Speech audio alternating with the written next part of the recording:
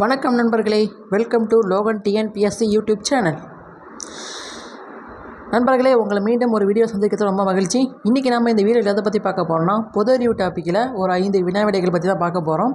So இப்போ நம்ம நேராக டாப்பிக்குள்ளே போயிடலாம். ஒரு 5 கேள்விகள் எடுத்திருக்கோம். அதை நம்ம ஒன்-வேர்ட் ஆன்சராக பார்க்கலாம். ஸோ ஃப்ரெண்ட்ஸ், ஃபஸ்ட் கொஸ்டின் பார்த்தீங்கன்னா, இந்திய அரசியலமைப்பு தினம் எப்போன்னு கேட்டிருக்காங்க. இந்திய அரசியலமைப்பு தினம் எப்போன்னு கேட்டிருக்காங்க.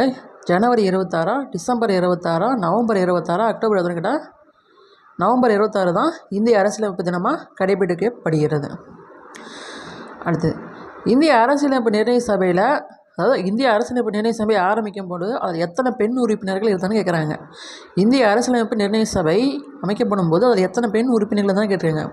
மொத்தம் 16 பேர் இருந்தாங்களா, 15 பேர் இருந்தாங்களா, 17 பேர் இருந்தாங்களா, 18 மொத்தம் 15 பெண் உறுப்பினர்